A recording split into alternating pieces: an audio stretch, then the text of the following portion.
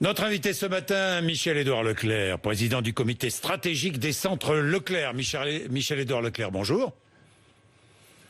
Bonjour, comment allez-vous Jean-Jacques? Très très bien. Nous allons détendre l'atmosphère pour commencer. Le 1er mai, demain, c'est le jour du muguet.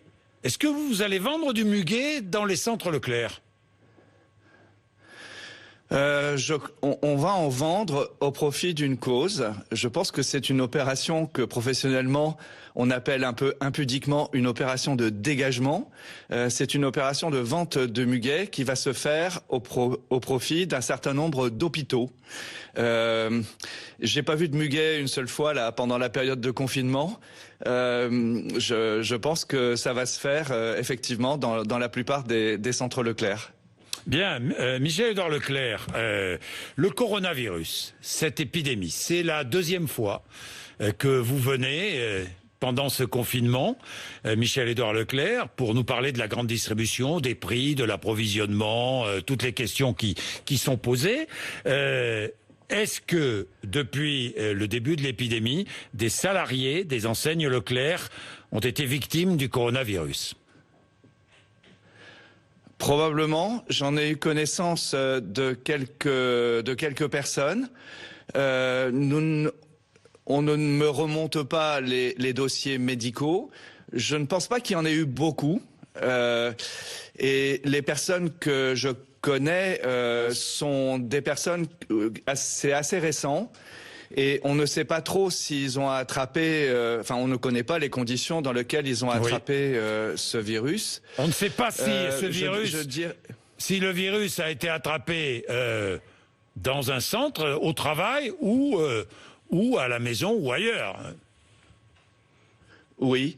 Alors ce que je peux simplement dire, évidemment, c'est que et notamment au début du confinement et dans certaines régions comme en Alsace, où il y a eu beaucoup d'absentéisme par crainte d'attraper le Covid, mais aussi parce que tout le monde a été traumatisé et à juste titre s'inquiétait des ravages de cette maladie.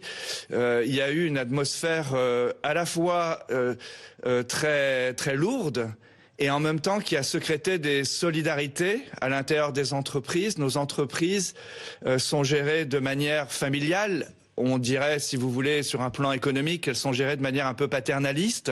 Donc tout le monde connaît tout le monde. Moi-même, je connais certaines personnes, beaucoup de personnes. Et donc ça a contribué à faire que cette période de travail a été très stressante, quoi. Je pense qu'on se remettra difficilement, et pour beaucoup de personnel et pour beaucoup de salariés dans les régions à très forte densité de maladies, on se remettra très fort, très longuement de ce qui s'est passé. Et très difficilement. Bien, Michel-Édouard Leclerc, protéger, tester, isoler. Ça, c'est la politique engagée par le gouvernement pour le déconfinement. Protéger. Est-ce que le port du masque sera obligatoire dans toutes les enseignes Leclerc? Alors, non. Tant que les pouvoirs publics ne le rendent pas Parce obligatoire. que les commerçants peuvent décider. Alors, il y a le port du masque par les salariés et le port du masque par les prestataires et bien sûr les clients. Donc là, en pleine période de confinement, les clients n'étaient pas obligés de porter des masques. Et d'ailleurs, c'était très clair, il n'y en avait pas. Vous en avez fait des émissions. En France, personne n'avait prévu autant de masques, ou alors si on en parlait beaucoup, on ne les voyait pas beaucoup. Donc nous avons dans un premier temps acheté des masques, couru le monde entier, fait la nique aux Américains, essayé d'obtenir des Chinois, lieu de production de masques, un maximum de masques pour nos salariés. On a acheté aussi beaucoup d'autres formes de protection. Mais dans cette époque-là, il y avait les pouvoirs publics, invoquant les avis scientifiques, n'exigeaient pas que les clients portent des masques dans les magasins.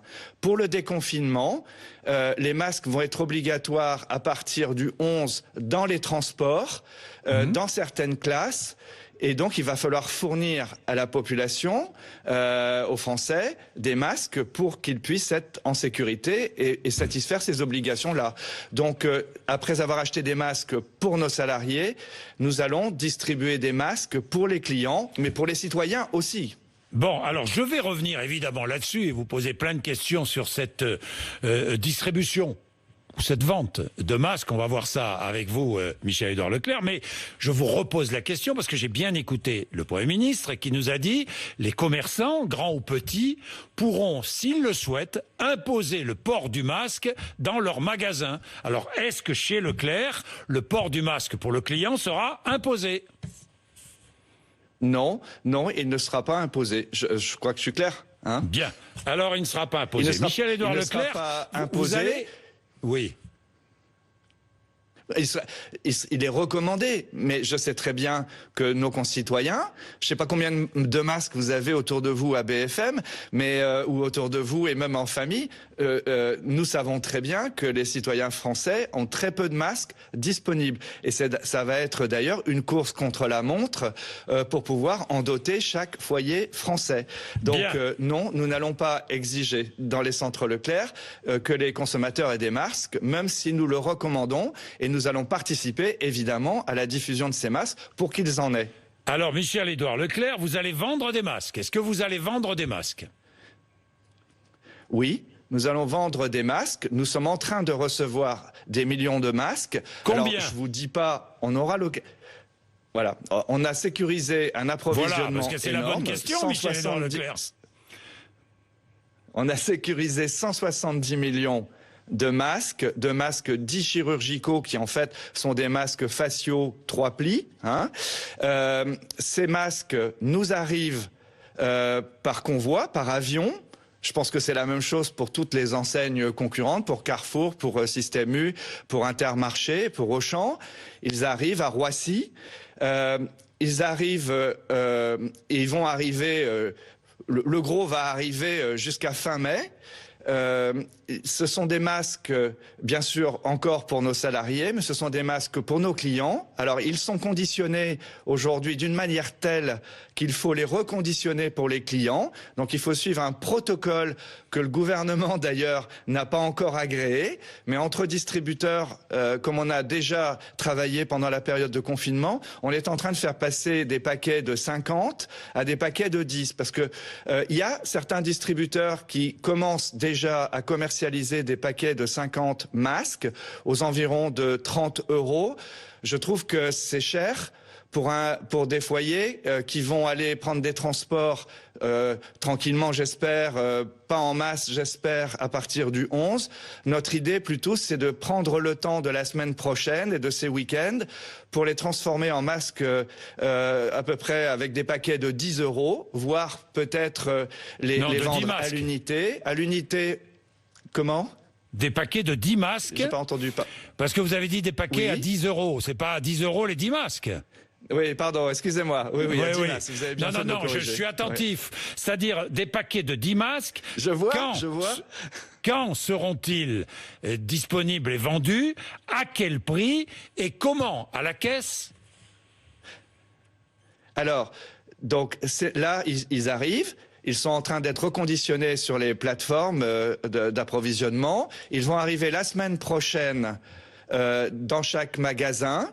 Progressivement, chaque magasin en mettra en vente à l'accueil et non pas à la caisse, à l'accueil et dans un endroit où tout cela sera très propre et il faudra respecter un protocole.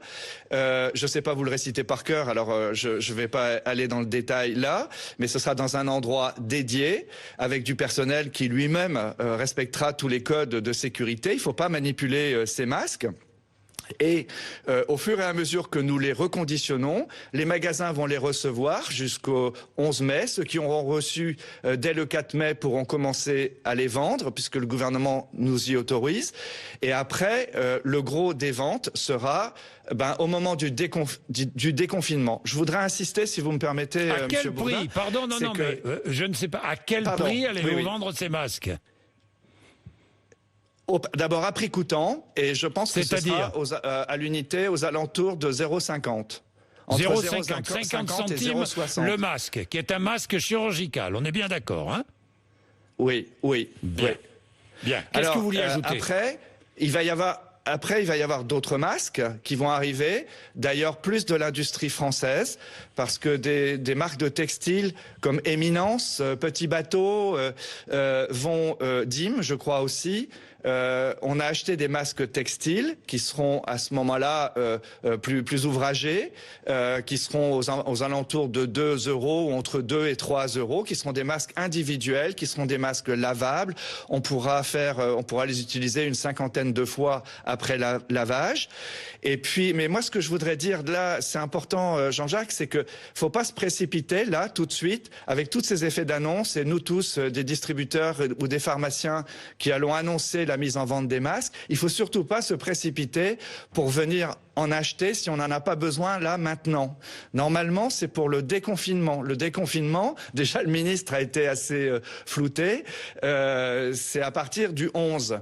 Et donc, faut pas refaire le coup des pattes avec les masques, quoi. Faut pas se précipiter. Je vous assure que rien que pour les centres Leclerc, 170 millions de masques, c'est énorme. Carrefour a annoncé qu'il en avait aussi plus de 100 millions. Je sais qu'Intermarché en a beaucoup aussi. Donc, en plus, les administrations, les collectivités locales vont en avoir. Il faut surtout pas que les populations se précipitent. D'abord, sortent des règles du déconfinement pour venir acheter ces masques. Il y en aura, et on bougera pas nos prix, et on restera à prix coûtant. Bien, Michel-Édouard Leclerc, est-ce que les achats, le comportement du consommateur a changé depuis le début du confinement? Je veux dire, par là, est-ce que les Français achètent autrement, d'autres produits? Je ne sais pas, moi. Est-ce qu'ils achètent plus? Dites-moi, quel est l'état de la consommation en grande surface? Alors évidemment, je suis à la tête d'un formidable observatoire des comportements de la consommation. Hein. Il y a une période confinement qui était inédite, avec des comportements inédits. Et on verra ce qui restera, on pourra discuter de ce qui restera après, qui aura marqué les Français. Là, ce que l'on a vu, bon, il y a eu la période de rush, avec pas mal d'incivilités, avec du surstockage de produits d'épicerie sèche qui étaient au fond tous les produits dont on avait dit, y compris sur BFM, les nutritionnistes et autres, que c'était pas extra pour la santé, tous les produits transformés industriels, tout ça, ça a été stocké, ça a constitué le chiffre d'affaires des hypermarchés, des groupes de distribution alimentaire, des 3 ou 4 grands rouges, des jours de rush avant le confinement du 12 mars. Et par la suite, on a vu des changements assez radicaux. Par exemple, presque autant d'hommes que de femmes viennent faire les courses, puisque au fond, les distributeurs ont essayé de faire passer la règle une personne, un caddie. On a bien vu qu'il y a eu un tour de rôle, et probablement aussi c'était pour pouvoir faire marcher ses jambes pendant la période du confinement. Mais c'est assez nouveau. Les hommes sont venus faire les courses. Les hommes sont venus faire les courses. Alors j'ai lu aussi, un pays machiste. Vous allez aussi me confirmer ou pas, je ne sais pas. J'ai lu aussi que finalement le samedi, qui était traditionnellement un grand jour de course, bah finalement ne l'est plus depuis le début du confinement, pas plus que les autres. Voilà, pendant le confinement, chaque jour est un jour.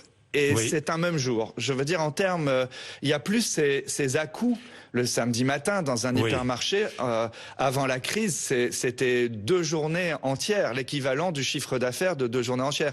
Aujourd'hui, le samedi est un jour comme les autres. Et le lundi, qui était un jour creux, où d'ailleurs on remplissait le magasin plus qu'on ne faisait de vente, eh bien, le lundi, aujourd'hui, est un jour aussi comme les autres. Bien. Michel-Édouard Leclerc, alors le boom, tout le monde l'a dit, le boom du e-commerce, le boom du drive, vous l'avez constaté vous aussi, hein, j'imagine. Oui.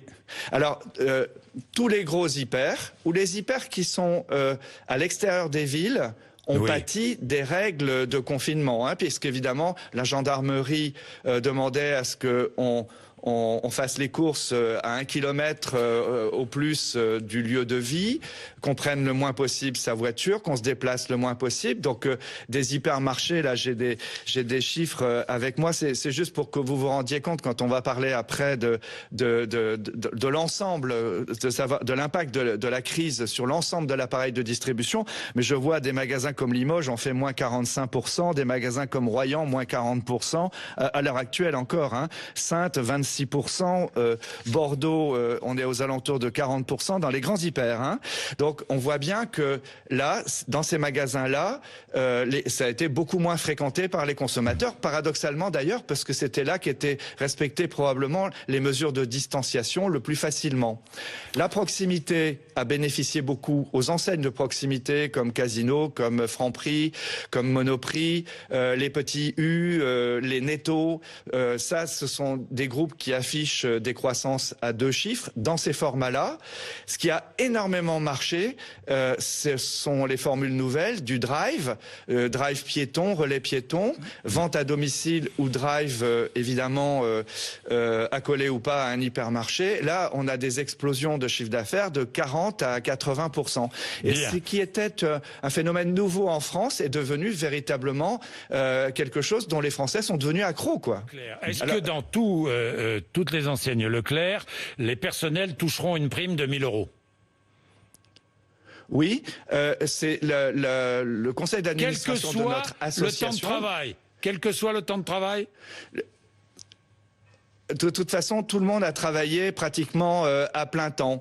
Donc la question pour nous, elle est claire, c'est que notre groupe avait déjà un système de remerciement. Nous sommes en France un de ceux qui donnent le plus d'intéressement, de participation et de gratification. 25% du bénéfice avant impôt est donné au personnel, ce qui fait de nous un modèle tout à fait particulier. C'est une obligation de l'enseigne Leclerc. Pour avoir le droit d'exploiter l'enseigne Leclerc, il faut donner 25% du bénéfice avant impôt au personnel. Donc, certains magasins donneront cette prime de cette manière-là, par les gratifications de cette manière-là. La plupart les donneront sous la forme de prime Macron parce qu'il y a un avantage fiscal. Alors, ceux qui ne le donneront pas, ce sont les magasins qui étaient fermés, hein. J'insiste quand même, c'est que dans une enseigne comme la nôtre, les espaces culturels, beaucoup de magasins de bricolage, les jardineries, beaucoup de magasins qui vendaient du non-alimentaire, les parfumeries ont été fermés, hein. Ont été fermés. J'ai une dernière question, elle est importante. Dans certains centres Leclerc, les femmes victimes de violences conjugales peuvent venir trouver de l'aide et une écoute. Qui les accueille et sont-elles nombreuses à venir se confier ? Oui, c'est une initiative de Madame Schiappa, qui est une femme au ministère très, très active, qui nous a contactés. On a ouvert des locaux à la vie associative, à des associations qui sont agréées par l'administration et qui ont pu recevoir des femmes, des enfants aussi, parce que dans cette période de confinement, il y a eu des tensions terribles, quoi. On se rend compte que la société française, c'est pas fait que de couples heureux ou de foyers heureux, et donc le fait de pouvoir venir sur un lieu banal, dans la discrétion, parce que vous pouvez constater qu'on a parlé beaucoup de ces lieux, mais on ne sait pas ce qui se passe. Tout le monde a respecté cette discrétion. Eh bien, notamment des femmes prétextant de faire leurs courses, ont pu être écoutées, entendues, sont-elles venues nombreuses? Ou au contraire guidées. Sont-elles venues nombreuses? Oui. Oui, je trouve que c'est pas des centaines, mais vous savez bien, il y a un effort terrible à le faire. Une personne vient, elle sait pas qui elle va trouver en face, elle veut garder la discrétion. Je trouve que par rapport au risque pour ces femmes de venir s'exposer auprès de quelqu'un qu'ils ne connaissent pas, je trouve que oui, ça montre un mal français, ça montre que la société française a beaucoup de travail à faire encore, hein. Merci Michel-Édouard Leclerc d'être avec nous ce matin, RMC, BFM TV. Merci à vous. Merci.